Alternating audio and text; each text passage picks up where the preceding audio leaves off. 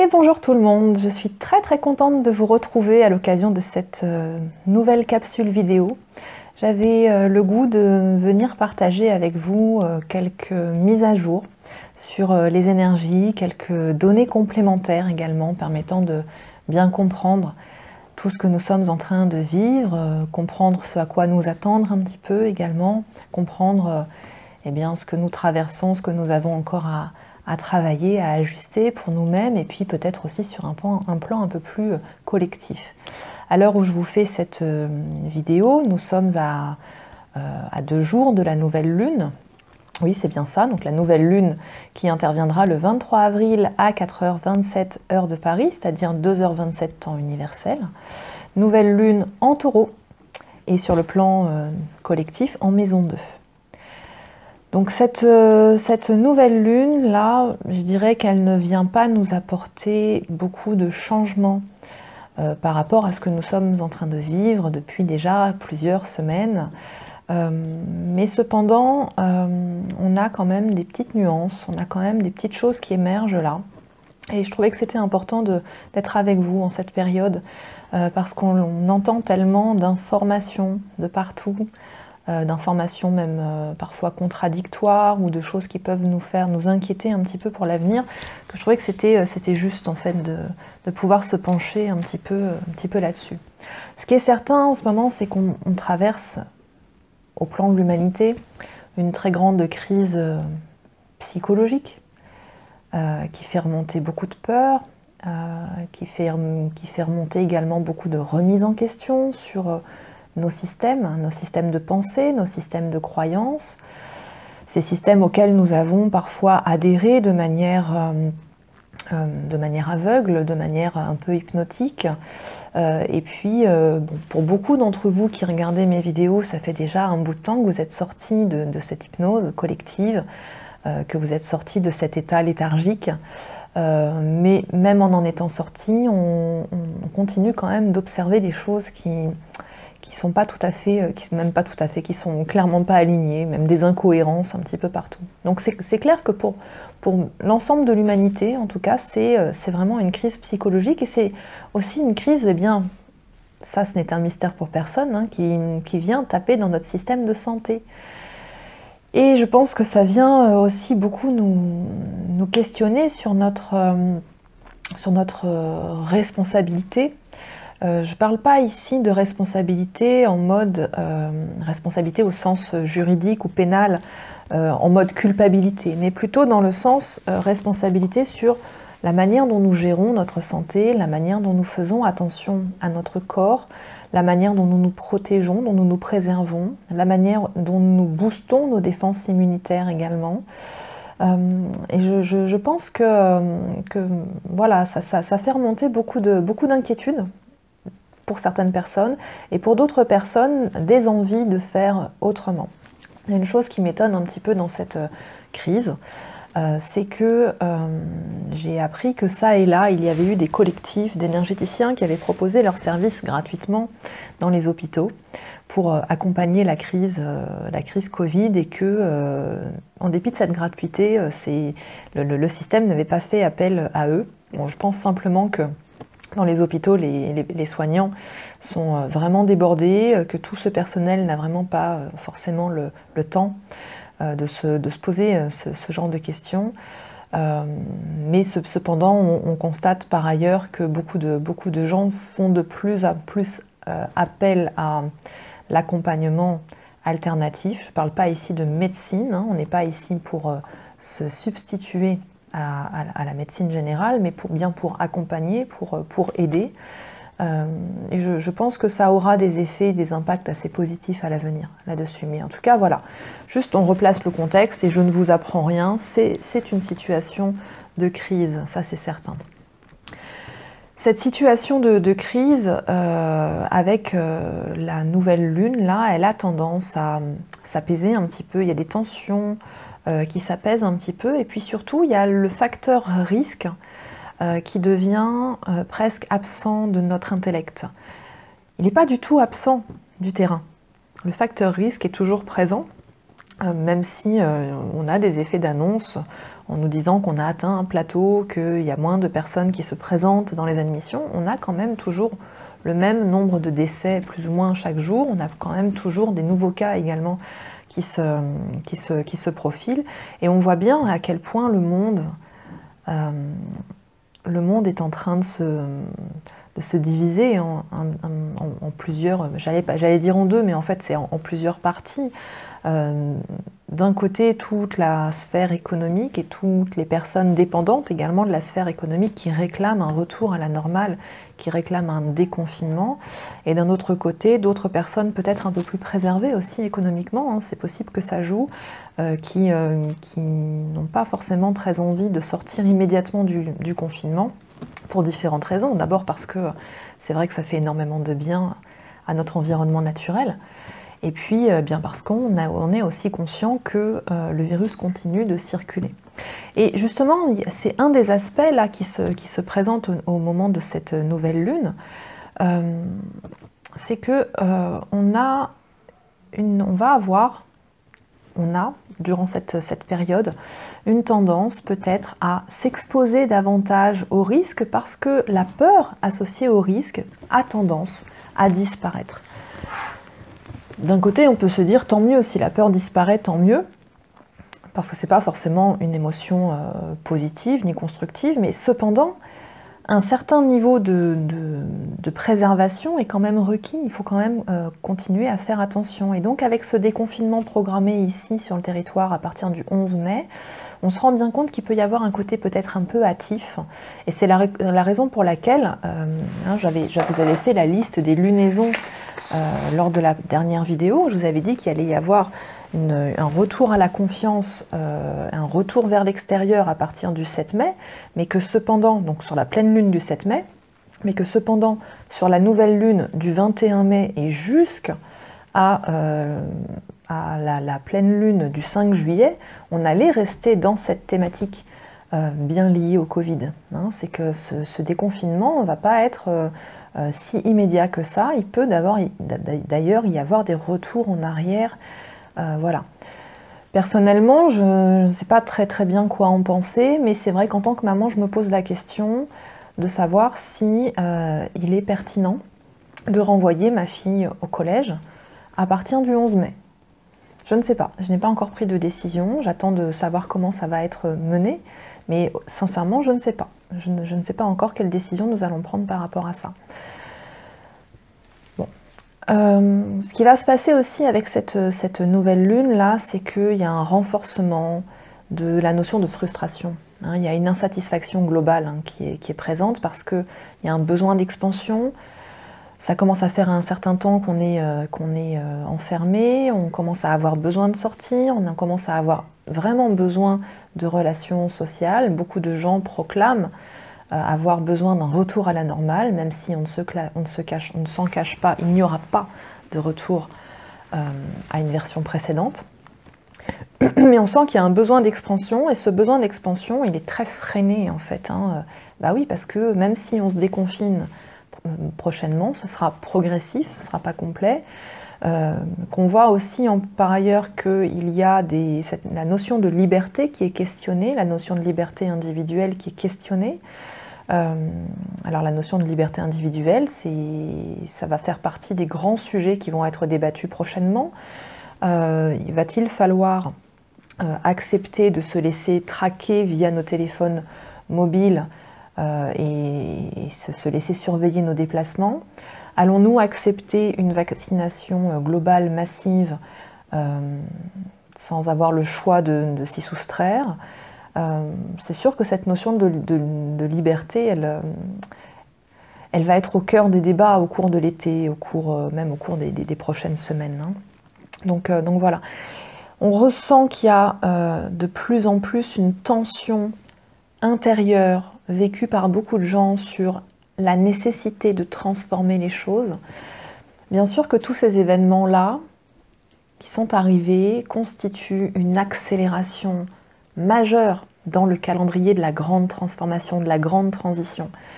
Et au niveau plus individuel, eh bien, on sent que les changements qu'on a mis en place ou qui sont en train d'être mis en place ne vont pas assez vite. On sent que les propositions qui sont faites peut-être ne vont pas suffisamment vite. Et donc il y a vraiment cette espèce d'impatience qui est là, qui est au-delà de la sortie du confinement, qui est aussi une impatience de voir les choses bouger concrètement.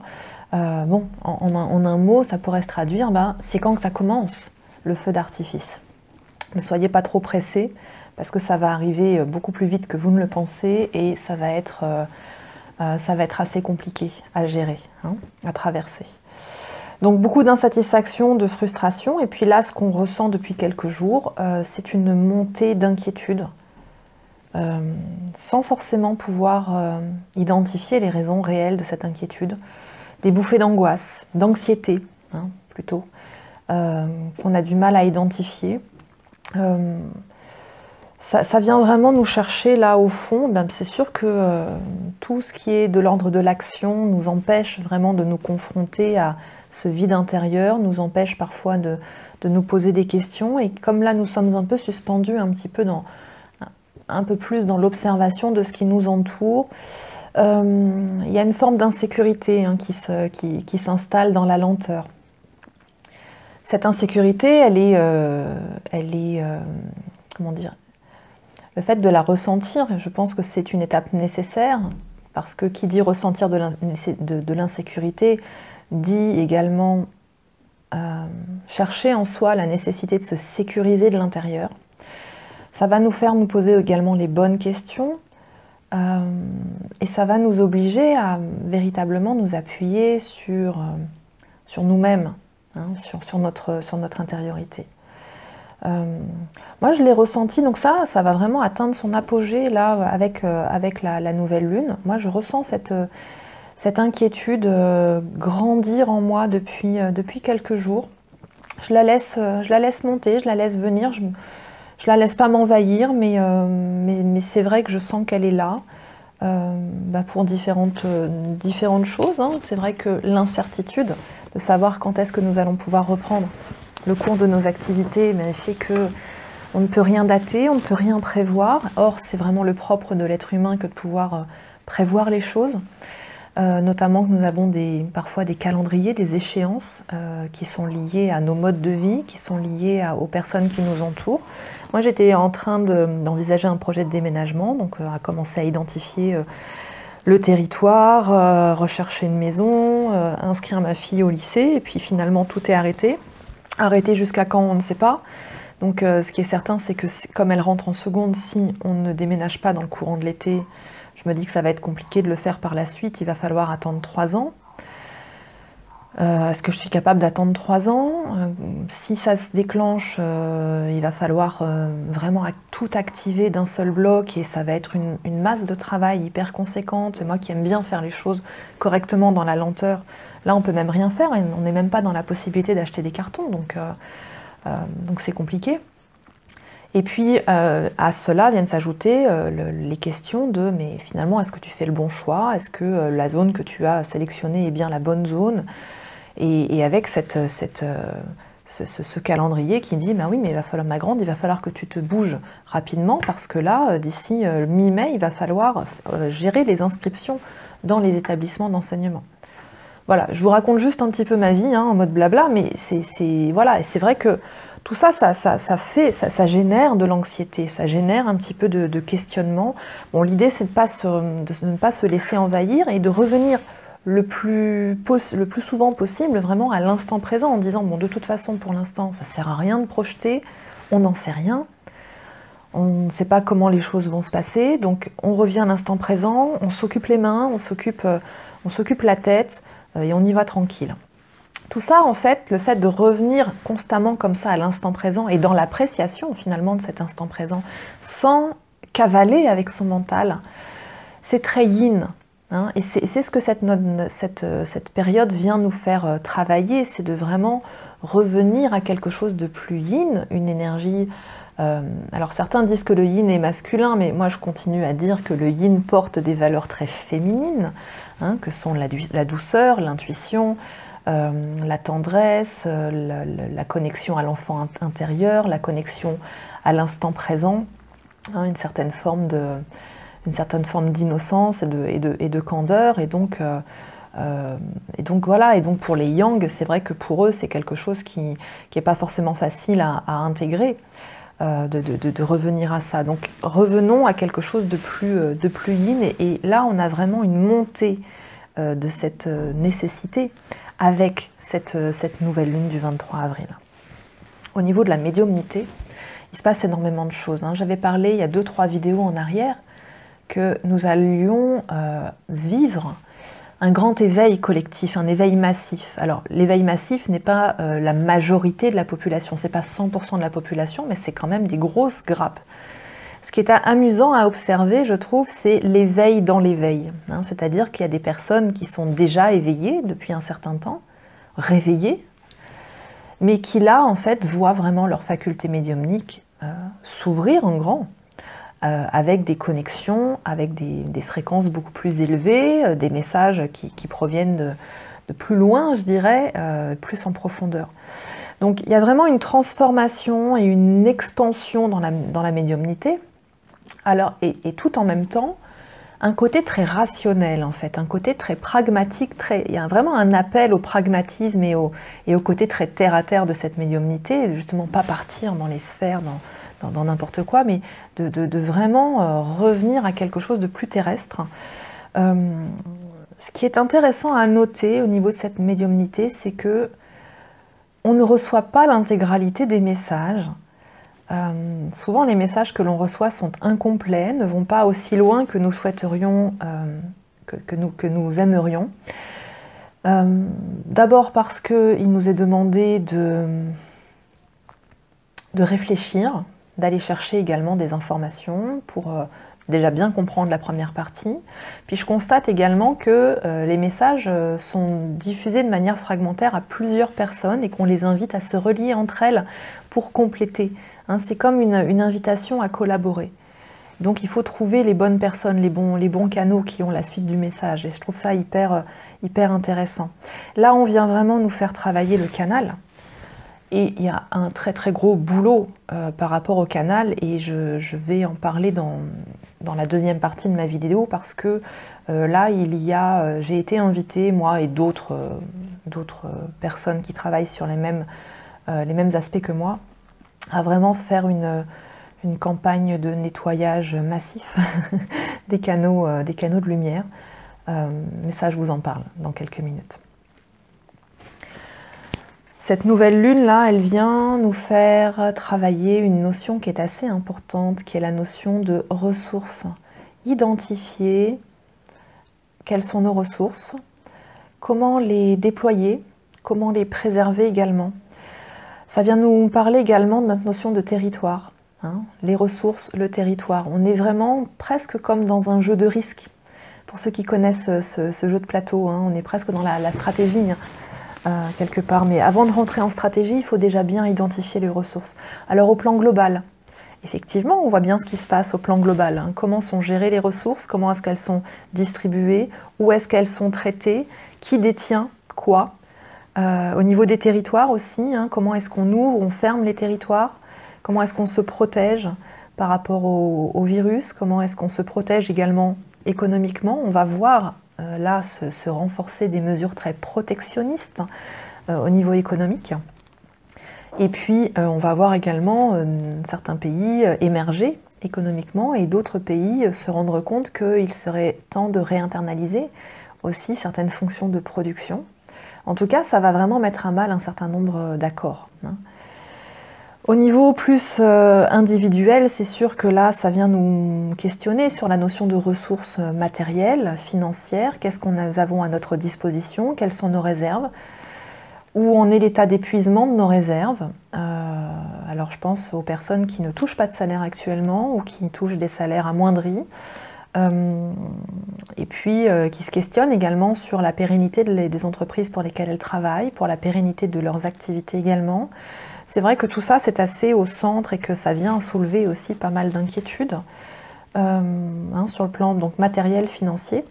Et bien sûr, au niveau énergétique, quelles sont nos ressources énergétiques? Sur quelles ressources pouvons-nous nous appuyer Et comment est-ce que nous gérons notre territoire énergétique également? Comment est-ce que nous nous comportons face aux intrusions de territoire, face aux tentatives de captation d'énergie, de vampirisme ou d'emprise également? Comment est-ce que nous réussissons à gérer notre territoire énergétique et à réaliser sa bulle lorsqu'on est confiné en famille, que chacun a ses activités et qu'il est difficile de s'isoler également et d'avoir son petit espace à soi. Et je trouve que c'est un phénomène qui est assez intéressant à observer et à vivre et à expérimenter, et qui va nous conduire à parvenir à trouver vraiment notre espace, y compris lorsqu'on est nombreux. C'est de vraiment, par notre énergie, par notre canal de lumière, par notre verticalité également, réussir à rester sereine en toutes circonstances. Je parlais tout à l'heure de ce que ça vient nous faire travailler, c'est la notion de liberté individuelle, bien sûr. Là, on va rentrer pleinement dans une période de restriction des libertés individuelles, mais ça vient aussi nous mettre en lumière que être libre, la véritable liberté, inclut une très grande responsabilité. Et donc, être libre signifie aussi être en mesure de se prendre en main, être en mesure de savoir ce qu'il faut faire sans qu'on ait besoin de nous imposer certaines règles. Hein, donc cette notion de liberté, là, elle est vraiment au cœur de tout ce qui se passe. Notamment, on observe qu'il y a beaucoup de contraintes également subies par pas mal de personnes actuellement. Donc ça c'est un terreau assez propice à la rébellion. Alors la rébellion, c'est pas pour tout de suite, mais bon, elle gronde, on sent que ça gronde. Et ça, je l'ai déjà dit lors de la dernière vidéo. Et justement, ce sentiment de colère, il est généralisé, hein, ça vraiment, et on le sent aussi à l'intérieur de nous. On peut se sentir très en colère vis-à-vis de nos proches, ou en colère comme ça pour rien, se réveiller le matin avec ce sentiment de colère. On ne sait pas identifier forcément pourquoi. Donc là, en fait, il va vraiment falloir faire le tri entre la colère qui nous appartient réellement et qui est fondée sur des faits, qui est fondée sur des émotions, sur des situations, mais qui nous concernent nous, et toute cette colère que nous recevons en nous et qui appartient au collectif, hein, qui est nourrie par différents jugements, et en fait, je parlais de barrière énergétique tout à l'heure, mais c'est aussi là l'exercice de mettre en place sa propre barrière énergétique et de dire hop, hop, hop, top, ça ne m'appartient pas, donc vous gardez vos merdes, hein, et puis moi je reste dans mon cadre. Et donc même si je peux ne pas être d'accord avec ce qui se passe, je ne suis pas obligée de déclencher ce sentiment de colère. Donc là on sent qu'il y a du frottement, et au niveau relationnel on le sent aussi, c'est-à-dire que même si on a une tendance relationnelle très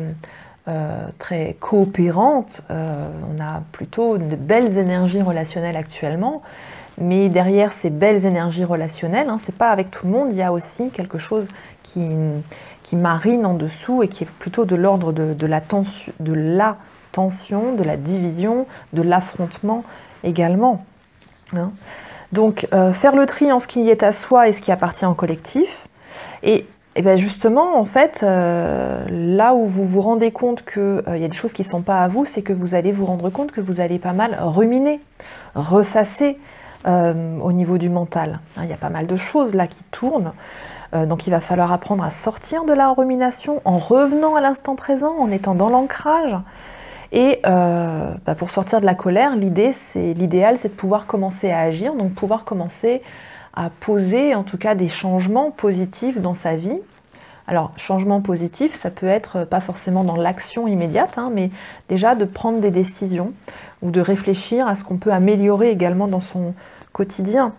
Il faut comprendre que toute forme de colère exacerbée alimente la matrice. Hein, la matrice, c'est cette espèce de grille énergétique qui est au-dessus de nous, qui est alimentée par tout l'inconscient collectif, dans laquelle sont enregistrées toutes les mémoire, toutes les programmations, tous les différents fonctionnements. Donc quand on est en critique du monde du monde dans lequel nous vivons, c'est vraiment indispensable de se débrancher complètement de tout ce champ énergétique. Hein. C'est ce qu'on appelle des égrégores. Voilà. Voilà pour la nouvelle lune. Alors, juste un petit rappel là au niveau énergétique. On a encore eu une tempête géomagnétique qui est en cours. Là d'ailleurs, elle se déclenche aujourd'hui, pardon. Donc avec tempête solaire le 15 avril, mais on en a les effets aujourd'hui le 21. Donc elle est en G1, c'est-à-dire KP5. Donc ça commence à devenir assez intéressant. On en aura une encore le 5 mai, hein, a priori. Donc voilà, mais bon, il faut savoir qu'on est dans la période, hein, les tempêtes géomagnétiques, majoritairement, on les observe de mars à mai, on les observe fin août, début septembre, et on les observe également à la période octobre-novembre, les plus fortes. Hein. Et j'ai regardé toutes les statistiques, en fait, depuis 25 ans, et effectivement, depuis 25 ans, c'est ce qu'on détecte. Il faut juste comprendre que là, depuis quelques années, elles sont quand même beaucoup moins fortes que celles qu'on a eues il y a 4 ou 5 ans. Mais en tout cas, on en ressent pas mal l'effet. Donc, qu'est-ce que ça a comme effet? Ça a des effets sur le corps, avec des remontées de douleur, ça a des effets sur le mental, ça a des effets sur l'émotionnel. Donc, parmi les troubles que ça vient générer chez nous, on a anxiété, perturbation du sommeil, acouphènes également, diminution du système affaiblissement du système immunitaire, léthargie, vertige, perte de mémoire, tremblement, palpitations cardiaques, pression crânienne. Il faut savoir que toutes ces tempêtes géomagnétiques, en fait, vont vraiment avoir une action sur la glande pinéale, entre autres, mais également sur l'hypothalamus. Hein. Donc, en positif, ça fait s'éveiller également la médiumnité. Hein. Donc, ces tempêtes géomagnétiques, elles ont un effet sur nos mémoires cellulaires, hein, ça permet d'y voir clair, ça permet de se libérer de différentes mémoires à basse vibration. Donc il faut accueillir ça. Ok, c'est très inconfortable à vivre dans le corps, mais il faut bien comprendre que ça nous aide. Hein. C'est pas forcément, je ne sais pas, je ne peux pas vous dire si c'est fait pour ou pas, mais en tout ça a toujours existé, hein, ce phénomène-là. Mais il faut comprendre que ça nous aide. Et notamment pour tous ceux qui ont des phénomènes de chaleur, de bouffées de chaleur, de brûlures, notamment nocturnes, dites-vous que lorsque vous avez ces sensations de chaleur, c'est parce que vous êtes en train d'évacuer de votre corps les basses fréquences qui sont stockées sous forme de mémoire. Et que, en fait, souvent, ça vient répondre justement à des événements géomagnétiques. Hein. Donc, ça ne dure pas. Généralement, les crises durent un quart d'heure. On peut avoir plusieurs crises successives d'un quart d'heure, mais ça ne dure pas. Donc, surtout, on ne s'attache pas à ça. On laisse le processus se faire le plus possible. Hein. Et puis, il faut bien comprendre également que tout ça, ça vient activer notre puissance de manifestation. Donc, puisque le mental est très canalisé, très capté, eh bien, c'est aussi un bon petit avertissement quand on commence à avoir ces sensations, de bien surveiller quel est l'état de nos pensées. Hein. J'ai vu ça et là des graphiques passer sur la résonance de Schumann. Alors oui, la résonance Schumann s'agite un petit peu. Hein. Donc la résonance Schumann, qu'est-ce que c'est? C'est la mesure des ondes magnétiques qui encerclent le globe. Hein. C'est en fait qui mesure la palpitation du cœur de la Terre. Donc, généralement, la palpitation du cœur de la Terre, qu'on appelle la résonance Schumann, elle est de 7,83 Hz. Mais elle présente des pics d'amplitude qui peuvent aller jusqu'à 60 Hz. Alors, il faut comprendre que 7,83 Hz, en fait, c'est exactement la fréquence de notre cerveau lorsque nous sommes en mode onde alpha. Donc les ondes alpha, ce sont les ondes émises par le cerveau lorsque nous sommes en état tranquille, de repos, sans activité mentale particulière. Hein. Ensuite, juste au-dessus, nous avons les bêta, donc ça c'est l'activité mentale. Puis nous avons les gamma, donc là c'est grosse activité mentale et analyse. Puis les delta et les theta qui, elles, sont bien inférieures, qui sont vraiment de l'ordre de la méditation profonde, voire de la transe.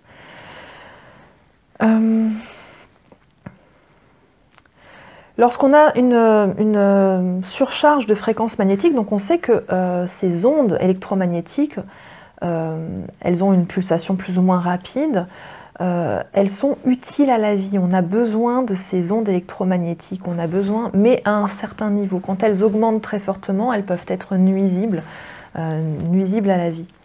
Quand elles augmentent également, on voit que ça a un très fort impact sur tous les systèmes comment on appelle ça? Sur tous les systèmes de pilotage, hein, et notamment chez les animaux, les abeilles, en fait, ça peut être négatif pour les abeilles qui ont du mal à retrouver le chemin des ruches, mais également, on l'a observé depuis plusieurs années, avec ces augmentations des pics de fréquence, on voit des modifications des routes migratoires, des animaux migrateurs, aussi bien les volatiles que les baleines. Donc nous, en fait, en tant qu'humains, on se préoccupe majoritairement des GPS dans les avions, dans tout ça, mais il faut comprendre aussi, c'est que ça vient nous désorienter, ça vient aussi nous brouiller également le GPS intérieur. Voilà. Mais je dirais que, alors pourquoi est-ce qu'on les ressent vraiment très très fortes, ces variations? Eh bien simplement parce que depuis plusieurs années, nous sommes entrés dans un processus de reconnexion à notre conscience émotionnelle. Donc, plus nous sommes éveillés quelque part, plus nous sommes reconnectés à nous-mêmes et plus nous sommes sensibles à ça, mais plus nous élevons nos vibrations et moins nous sommes sensibles à ça. Donc en fait, quand vous ressentez ces vibrations, ces états, ça signifie que vous êtes vraiment sur le chemin de la reconnexion et de l'éveil. Donc il y aurait plein de choses à dire là-dessus, mais je vais pas faire un cours stratégique là-dessus. Il faut juste comprendre que votre téléphone portable, lui, quand il émet des ondes Wi-Fi ou des ondes 4G, là on parle de mégahertz, hein. Généralement il vibre en 3000 ou 4000 mégahertz. Mégahertz égale milliers de hertz. Donc si vous pensez qu'une augmentation de la fréquence de Schumann qui passe de 7 à 60, c'est intense, comprenez bien que la présence des ondes dans votre environnement est beaucoup plus nocive et beaucoup plus problématique que ça, donc il ne faut pas non plus tout remettre sur le dos des fréquences, de la fréquence de la résonance Schumann. Ce qui pose problème, en fait, c'est pas la résonance en elle-même, hein, c'est l'amplitude. Voilà, c'est l'amplitude. Parce que ça vient nous faire modifier notre cycle circadien, hein, notre cycle d'alternance veille-sommeil, et ça vient aussi nous accélérer les processus mentaux. Mais qui dit accélérer le processus mental dit aussi accélérer le processus de digestion et d'analyse d'informations. Donc tout ça, ça vient nous secouer pour accepter le changement. Voilà. Ça vient nous permettre de sortir de l'hypnose collective. Donc, bien sûr, qu'en venant travailler comme ça sur la pinéale, sur l'intuition, eh bien, ça nous permet également d'avoir une conscience plus claire de ce qui se passe. Alors, j'en viens maintenant avec un message de grande importance. Je communique pas mal avec les galactiques en ce moment.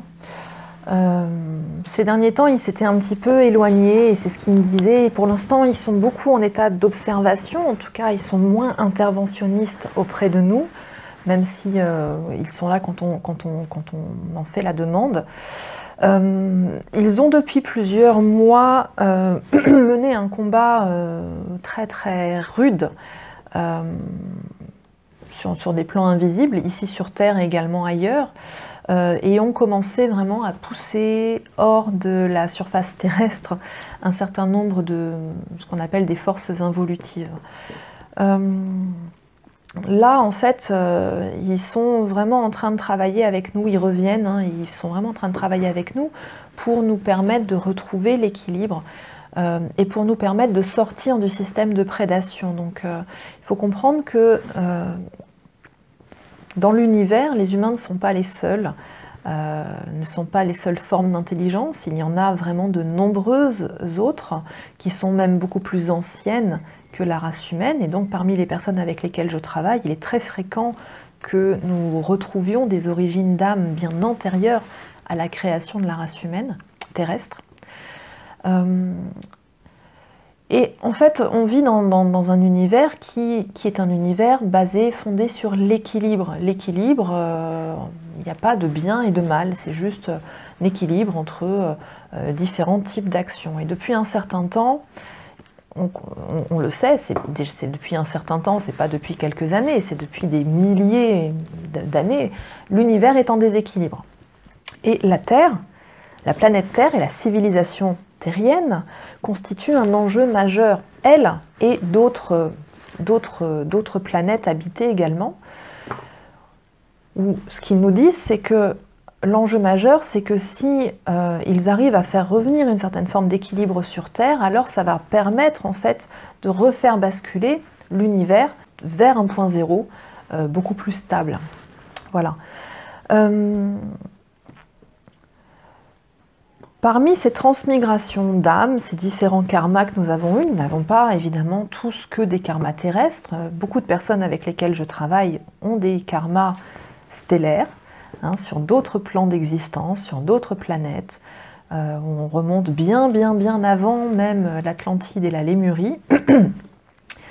Et c'est vrai qu'on a pu, de séance en séance, découvrir en fait quelles avaient été différentes destructions de civilisations, destructions de planètes.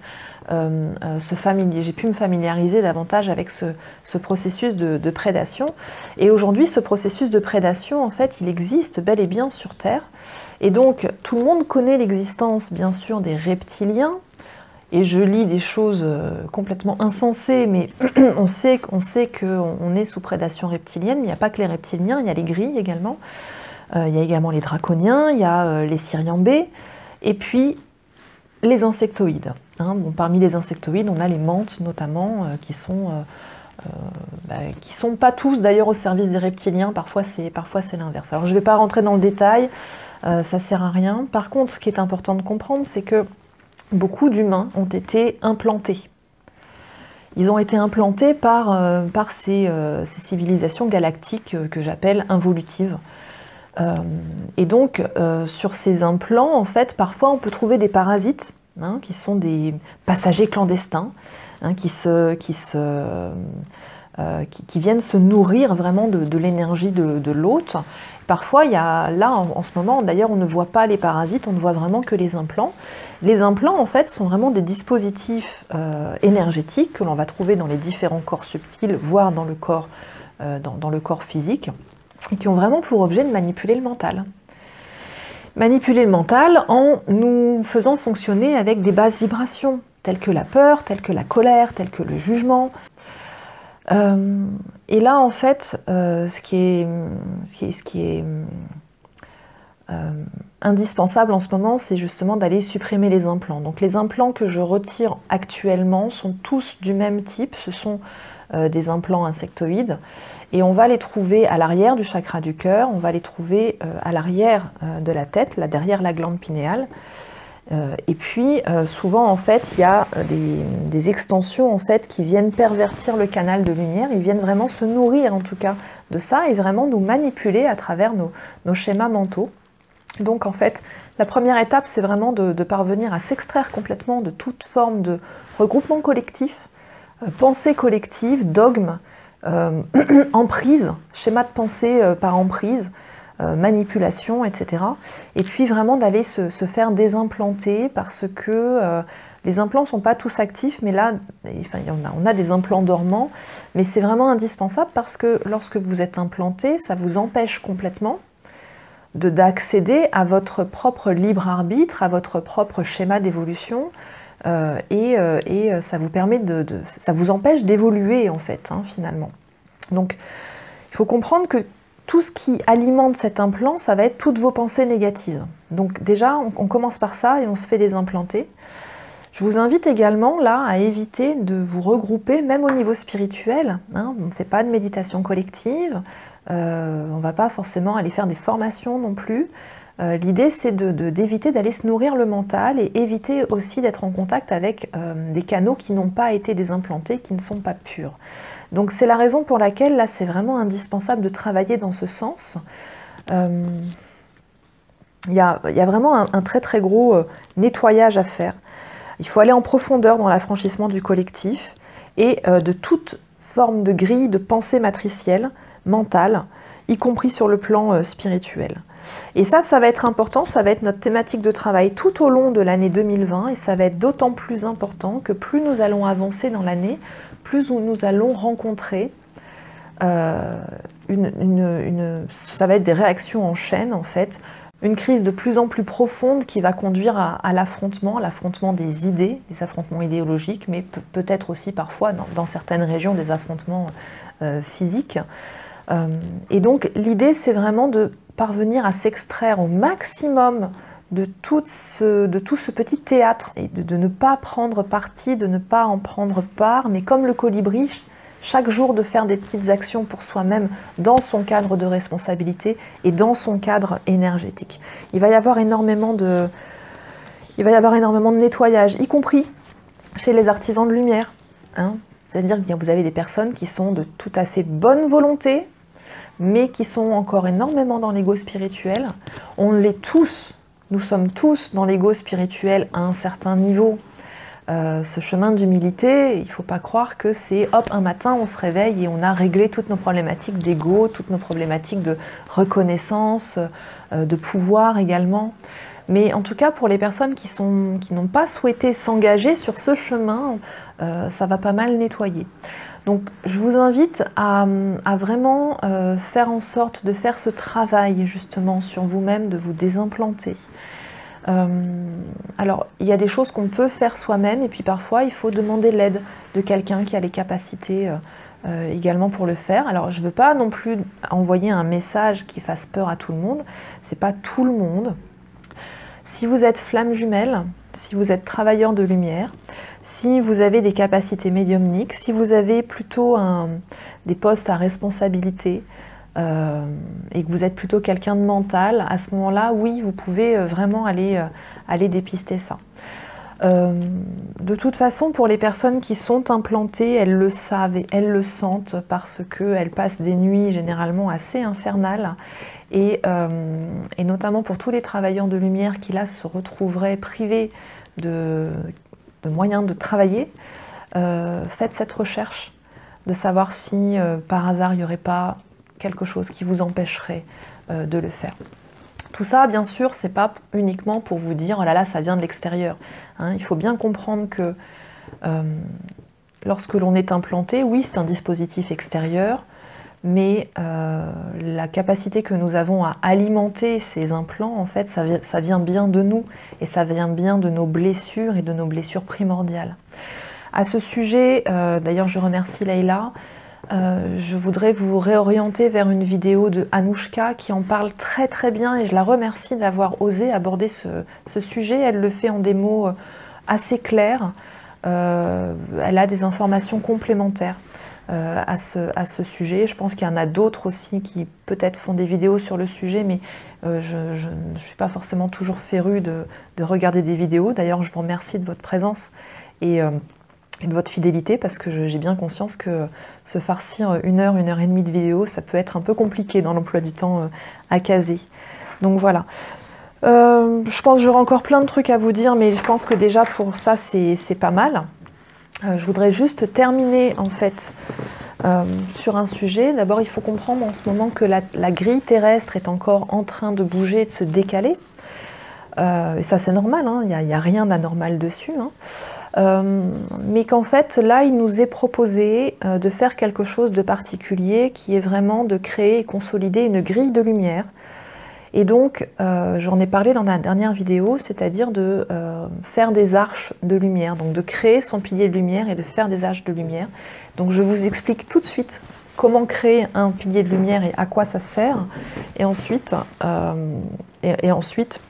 je reviendrai dans une vidéo future pour vous donner les dates à partir de quel moment est-ce qu'on pourra envisager de faire se rejoindre tous nos piliers pour créer des arches et consolider cette grille lumineuse.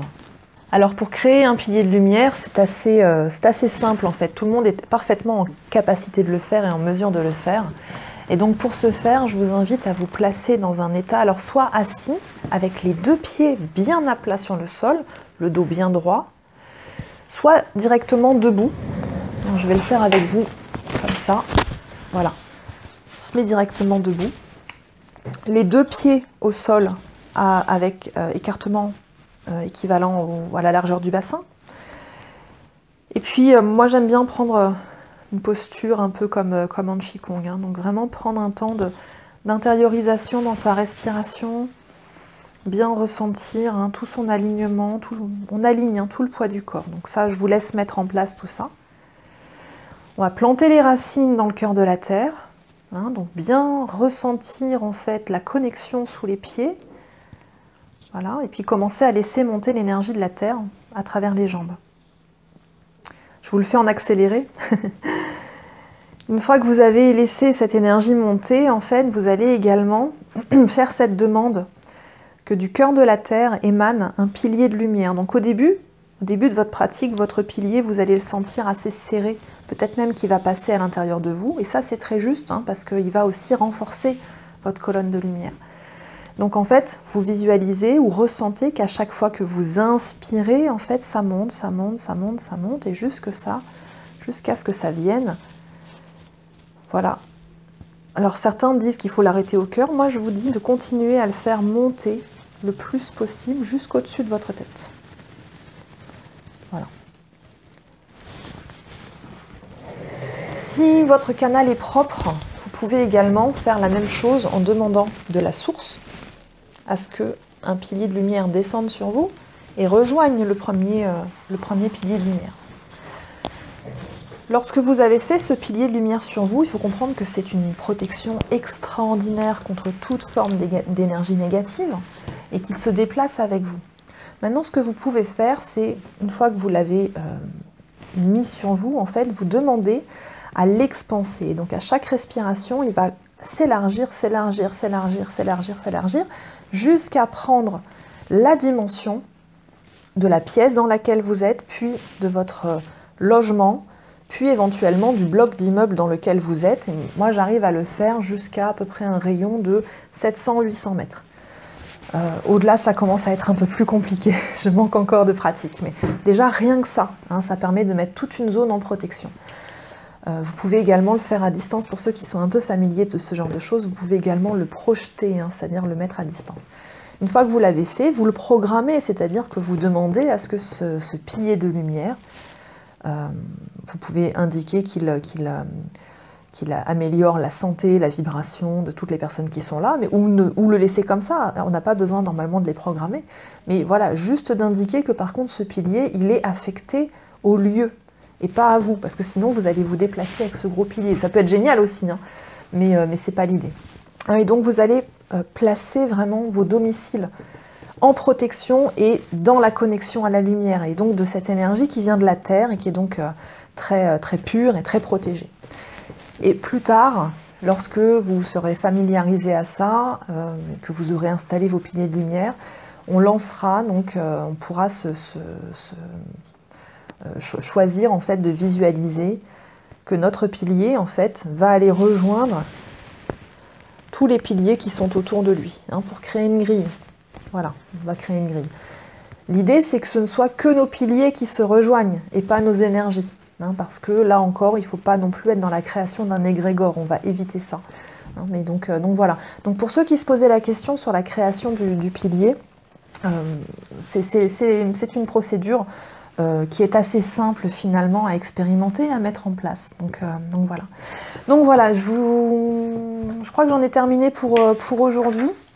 Donc je suis toujours à votre disposition si vous avez des questions, si vous avez besoin d'un accompagnement également.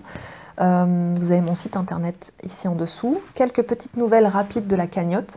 Je l'ai clôturée hier. Nous avons atteint la somme de 1 271 €, donc j'en ai récupéré 1 220 €, puisqu'il y a 50 € de frais de gestion par Litchi, hein, c'est normal. J'attends que ça arrive sur mon compte, et dès que ça arrive sur mon compte, je fais le virement directement à la fondation Abbé Pierre Emmaüs. Je vous mettrai les captures d'écran quand ce sera finalisé. Alors du fond du cœur, un grand merci pour votre générosité. C'était vraiment génial de pouvoir compter sur vous. Et je vous donne rendez-vous à très bientôt. Bisous!